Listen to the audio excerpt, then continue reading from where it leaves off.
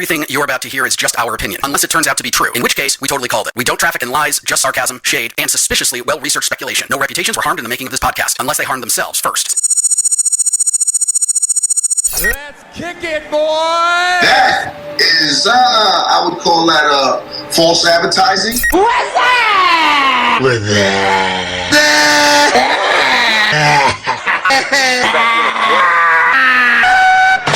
Where's the beef? Insight, industry, impact from the advertising capital of the world, New York City.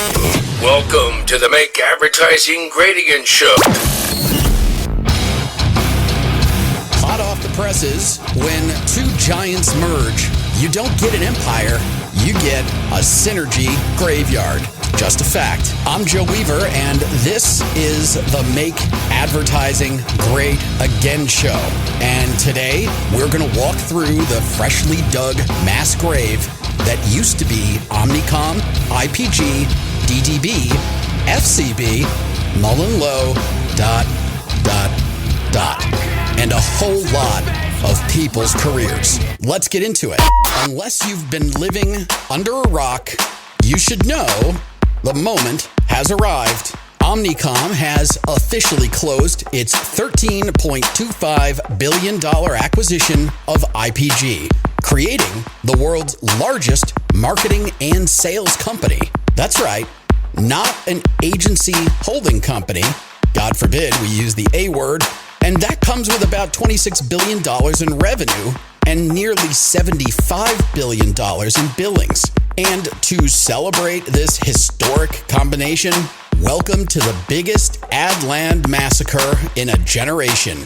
CEO John Wren is chasing a $750 million cost synergy target, and the body count is brutal. And it's piling up. The final wave of 4,000 post-merger job eliminations is rolling out right now. And I don't know if it's done. By the way, that's on top of the 3,200 roles IPG cut earlier this year, and the 3,000 jobs Omnicom cut after the deal was announced. So you do the math. Roughly 10,000 jobs, about 8% of the combined workforce. Now, John Wren calls it very low single-digit efficiencies. John, I'm sat here on the technology show thinking about the technological disruption that has happened to advertising. Is this in response to that? Is this to take on Alphabet, Meta, and claw back more of that global revenue? Well, it is. Technology does play a role in this, and both Philippe and I have focused on that in our conversations over the course of the last year. When you cut through quite a bit of what we're discussing. Today, Junior? If you look at our industry, 5 years ago, 10 years ago, the barrier to entry was very low. It was, you just had to be a brilliant person, right? With a great Just a bit of brilliance. Yeah, with a great idea. Now, in order to properly service clients in this new era, it's key to have those very, very bright, very talented people. But it's incumbent upon us to enable them with the best tech and data that we possibly can for them to garner the insights, the information at scale so they can react to the environment as they need. And we've each been on that journey, I guess, as all of our competitors have as well. From an Omnicom point of view, we've made great strides with the creation of Omni and earlier in the year when we acquired Flywheel, the commerce data that we've been able to put together. And that's progresses. And today we're working, even betaing all the generative AI possibilities to create tools for our folks. Philippe on the other side can talk to it as well because he's at a very strong bench. I'm trying to think, but nothing happens. The immediate cost of this, quote, efficiency includes the shuttering of 3 storied creative networks that have been around forever. DDB, FCB, and MullenLowe. 152 years of agency heritage and investment written off like a bad line item. And the consolidation is merciless. FCB is being folded into McCann. DDB and MullenLowe are being absorbed into TBWA. The end of DDB, the house of Bernbach, the agency that gave us Think Small for Volkswagen and We Try Harder for Avis, the network that essentially defined modern creative advertising. In Chicago, where DDB and FCB were institutions, people described it like losing two sports teams overnight. I guess if it was the New York Giants and the New York Jets, you'd be totally fine with that. But they're not. These were coveted institutions, all receiving a civic gut punch. The merger outlasts the talent. And that's just business, right? Over at MullenLowe, their funeral is a bit more complex. Its lineage runs back to 1899, to the Lever Brothers in-house agency. More than a century of history compressed into a bullet point under synergies achieved. And here's the kicker. This isn't some glorious tech play. This is, in the words of Martin Sorrell, basically capacity reduction for an industry that's overbuilt on the traditional side. Out of a roughly $1 trillion ad market, around $300 billion is traditional, and it continues to shrink every single year. TV without live sports is hemorrhaging. Print is ancient history. The other $700 billion is all digital, growing 10 to 20%, led by the usual big tech gods. But the holding companies, many still have 40 to 50% of their business tied up in legacy creative structures and traditional media. The overcapacity isn't in digital. It's in the past. So this merger isn't about the future of creativity. It's trimming a corpse. When Martin Sorrell was asked, he stated, in order to hit their targets, Omnicom IPG has to drive headcount from around 127,000 people when this was announced, down towards 112,000 people, all defensive, not offensive. It's like two drunks propping each other up on a lamppost. Welcome to the synergy graveyard. And in this case, the modern era of downsizing doesn't start with a meeting room. It starts with a live stream. And Omnicom did not disappoint. Omnicom Media hosted its first global town hall after the deal closed. 2.5 hours, streamed on a private Vimeo link that, of course, wasn't actually secure. Even Adweek got in. People screen recorded, and the internet did the rest. I spent 60 minutes doing doom scrolling. That was a statement from Flo Adamski as he kicked off the meeting by complaining about all the headlines and social media comments. He said he made a, quote, huge mistake reading Reddit and LinkedIn. He acknowledges haters and says that making these decisions is really hard. Well, cool, dude. Tell that to the people getting their PTO cut in half and their 401k match turned into a maybe line item. Then he goes on, tries to deliver the talking point. The new Omnicom Media has, and this is a quote, managed to keep the talent base absolutely intact, end quote. So full of shit. Meanwhile, globally, John Wren, the industry's newest retard, is publicly talking about 4,000 new job cuts on top of the thousands already gone. He was a retard. What? He was a retard. And 3 legacy networks are being erased. But sure, yeah, the talent base is totally intact. That's right. And if by intact, you mean on LinkedIn with open to work frames and hashtags, then you'd be correct. Adamski then rolls out the new structure, something he calls a layer cake. At the top, he describes this is the client delivery layer. It's like the front door for brands, all of the forward-facing agencies. As of today, those include OMD, Initiative, PhD, Hearts and Science, and Media Hub. Right below that, on a structure chart, sits the commercial and central delivery teams. You guessed it. That's where Omnicom Media Investment sits, as well as Kinesso and Outdoor Media Group. At the center, the data and analytics layer, Axiom and Analect, positioned as the engine of the entire machine. And then you have the specialized services layer like health, sports, influencer, all the shiny stuff. It's a really clean PowerPoint, but if you were in the meeting or reading Reddit later, the reality felt a lot messier. On Reddit advertising, people called it a case study in how not to handle communications. Some meetings ended up crashing. Some were rambling executive monologues about how the merger will help the business. And other people felt like it was group therapy for the leaders standing up there, not for the people that were losing their jobs. One commenter basically said, quote, "If they can't handle PR for themselves, why would any global brand trust them with theirs?" End quote. Good point.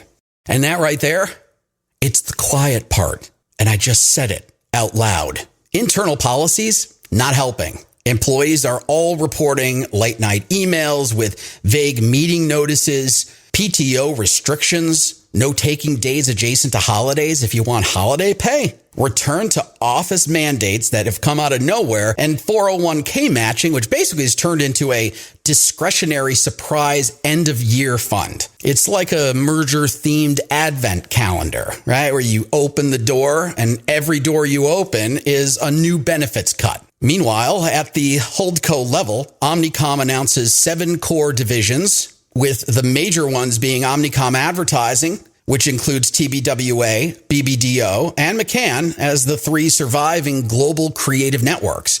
Then you have the second largest, which is Omnicom Media, led by Flo Adamski, and that combines OMD, PhD, Hearts and Sciences, Initiative, and Media Hub. And now, the biggest media organization on earth by billings. Here's a quick aside. Bigger, we've learned, is not ever better, especially at an agency holdco. It seems the bigger you get, the worse the experience becomes for not only your employees, but also your customers. Other business units included Flywheel, a precision marketing group, a public relations group, and finally the health business unit. It's actually the one major IPG exception, where a woman named Dana Maiman is going to run Omnicom Health. 7 divisions, but 6 led by Omnicom veterans, and only 1 held by a former IPG leader. IPG's presence in the new power structure is basically a token seat in the health section of the org chart. A new client reassurance squad from IPG and Omnicom is out there installing client success leaders to keep those brands from panicking. Those groups are the ones walking into rooms with State Farm and AT&T and T-Mobile, trying to claim that there aren't conflicts when there clearly are, and that brands should look at this as a major opportunity. A lot of CMOs aren't buying it. Some are already lining up account reviews for 2026. They were promised efficiency, and all they're seeing is confusion. The one thing Omnicom isn't killing are the boutique gems like Martin and Goodby, Lucky Generals, and Lola. Those shops survive, nicely slotted into the new layer cake, because that's where the real creative talent and sticky client relationships live. Translation: if you drew a lot of revenue or won a ton of awards, you got a life vest. If you didn't, you got redeployed. And if all that wasn't bad enough, the timing of all of this couldn't be worse. It's like they purposely wait for Q4 to drop the bad news. This merger isn't just killing these agencies, it killed Christmas. IPG employees used to get the entire week between Christmas and New Year's off. They had an August Appreciation Week, Election Day, Indigenous Peoples Day, which I believe is Columbus Day, and monthly wellness days. All those, they're gone. Check this out. They replaced it with 10 to 15 vacation days total, with a strict accrual process, no floating holidays, no holiday closures beyond the day itself, and max 20 days, only after 10 plus years.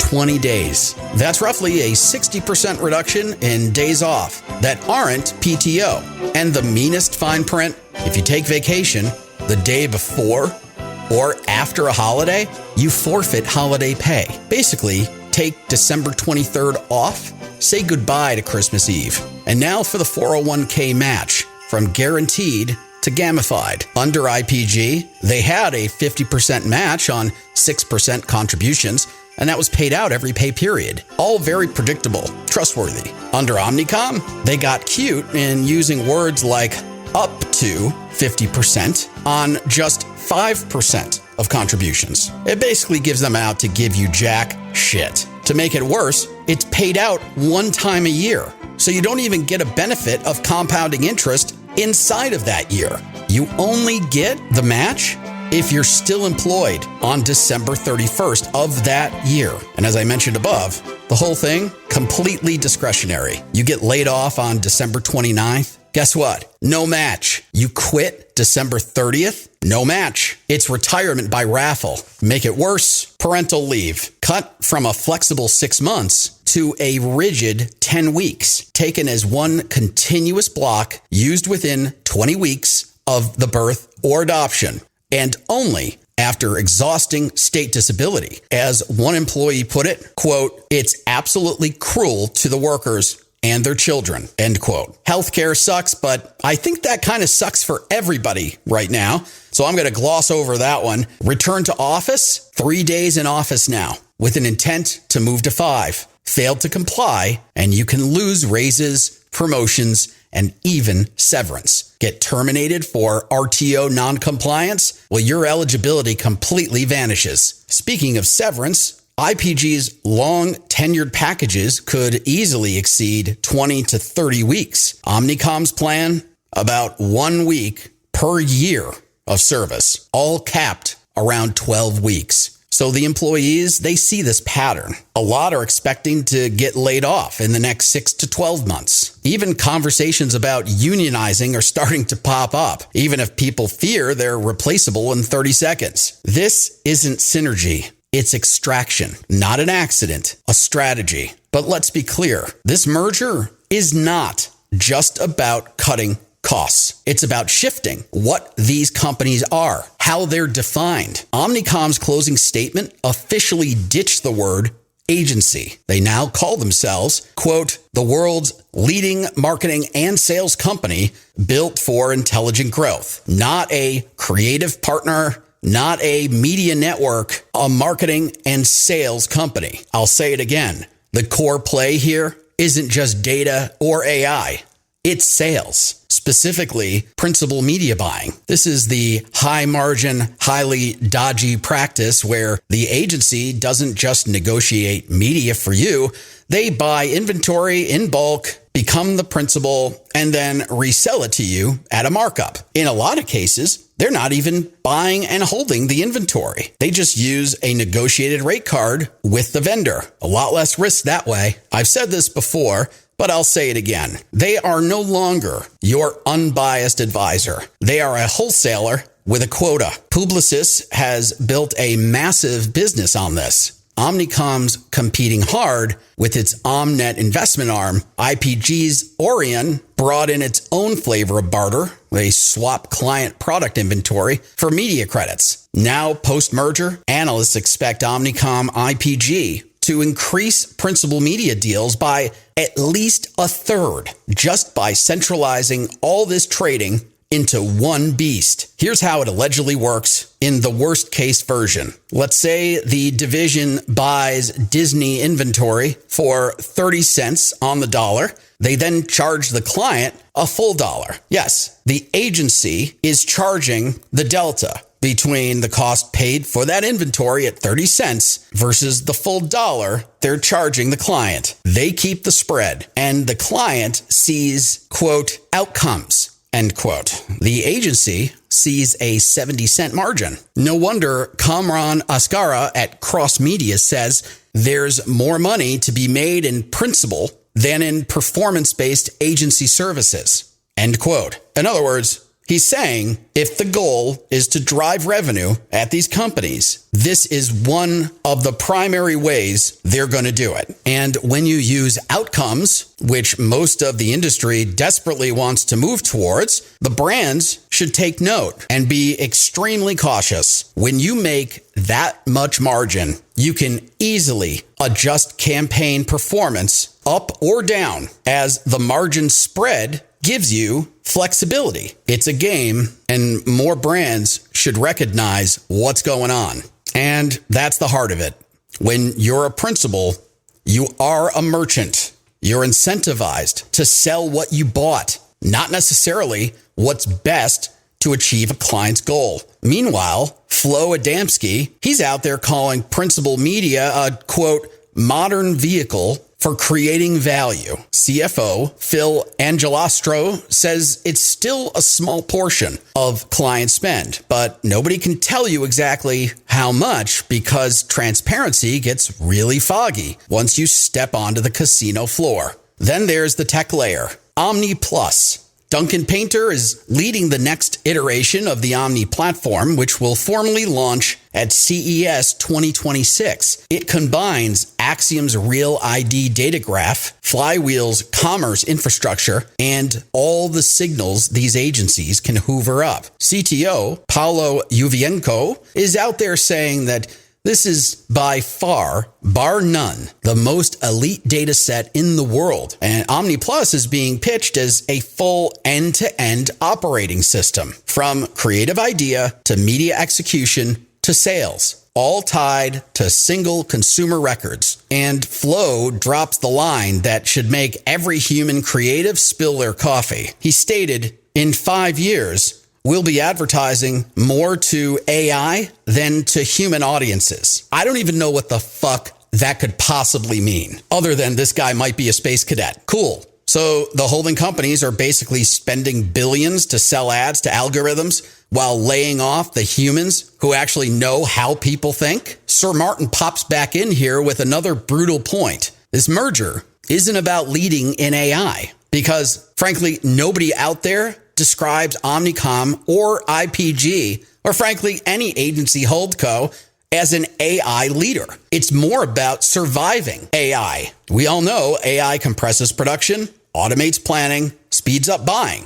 So you just simply don't need 127,000 people to do what a few thousand plus very good models can handle. So the move becomes clearer and clearer. The deeper you go, cut the headcount, centralize the trading, build a data platform, and call it outcome-based value creation. And just hope the market doesn't ask too many questions about who's really winning here. As I mentioned above, the word marketers need to fear this year and probably for the next 2 to 3 years is outcomes. When an agency says, only pay us for outcomes, it sounds amazing. But what it often means is you don't really see what we paid for the media. The client gets a dashboard and the agency gets the spread. In the example above, where the agency was going to buy Disney for 30 cents and charge the client $1, extrapolate those numbers. On a $10 million media spend, assuming it all goes through a principal-based media approach, that $10 million account is going to pay the agency $3 million, most likely on top of existing fees or other earning structures. Mergers are messy. Clients are hearing, quote, nothing will change for you. All your teams will stay the same. But internally, everybody knows everything is changing. And some of it, leadership is making up as they go along. So let's come back to what this really means for people. Remember, DDB, one of the networks being killed, was Network of the Year at Cannes in 2023 and 2025 this year. That's what employees are calling the merger tax. The message is clear. It doesn't matter if you're performing. If your logo doesn't fit the new slide, you're done. Reddit threads around this merger read like a funeral service for advertising. People described hundreds of staff jammed into Zooms to be told they're out. A pathetic severance, holidays are canceled, and leaders posting on LinkedIn about what a, quote, exciting new chapter this is, while teams pack up their boxes and hand in their ID badges. Others are calling this what it is. It's a forced pay cut. When your 401k match goes from guaranteed to, if we feel like it in December, your total comp just went down. When PTO gets cut and RTO is enforced, well, that's a quality of life tax. And yet, recruiters from the same holding companies are back in people's DMs, trying to fill new roles while their former colleagues are still unemployed. You can't make this up. Although I'm not surprised, HR folks, in my experience, tend to not be the brightest bulbs in the box. In the midst of all this, one of the most interesting threads on Reddit was simple. It states, with this much unemployed talent, why aren't we building something new? Why aren't we unionizing? Why are we still letting holding companies treat people as disposable? And that, ironically, is where this merger might accidentally make advertising great again. When holding companies prioritize a $750 million synergy target over a 152-year agency heritage, they're telling you exactly what they value. It's not the ideas, it's not the talent, and it's not the culture. They value the spread. Consultant Tom Denford put it pretty bluntly. He said the best talent will say, I'm not going through that again. And you know what? They won't. They'll go to Publicis, which right now looks relatively stable and is hiring in a bunch of key markets. Or they'll go to an independent. It's probably a better choice anyways. To Preacher, Wyden, HighDive, or they'll go to an independent. The shops are already winning blue chip accounts because clients are tired of paying holdco prices for holdco chaos. Or they'll just start something new entirely. Fully remote, flexible, employee first, built around actual talent instead of the next restructuring deck. So here's the question. Does this Omnicom IPG Frankenstein actually make advertising better? Or does it just make one company bigger, slower, and more cynical? We've seen that before, all while accelerating the rise of Publicis on one side and independents on the other. And AI, it's eating the middle. Omnicom said it out loud. The world's leading marketing and sales company. Systems are efficient, systems scale, systems produce stunning dashboards and very impressive layer cake slides. But systems don't buy products. Systems don't laugh at your Super Bowl spot. And systems don't feel that tingly little jolt when a great idea slides into place. Maybe the new brief isn't survive the next restructuring. Maybe the brief is walk away from the structure and just build something else. Build something better. If you're a CMO listening to this, ask yourself, do you want your brand to be one line on a holdco conflict matrix or the priority count at a shop that actually knows your name? This always was a people business, and it still is. If you're talent, do you want to be a cell in some CFO's workforce reduction model spreadsheet or a partner in whatever comes next? Because the merger is done. The graveyard is built. The only question now is who walks out of it and starts building the next thing. You've been listening to the Make Advertising Great Again show. Want to sound off? Text 917-809-5990. Connect on X and Instagram at Make Ads Great. Or go old school and email the show at info@makeadvertisinggreat.com. The Make Advertising Great Again show. Real talk. Industry truth. No more bullshit. That's it for today's show. We'll see you next time.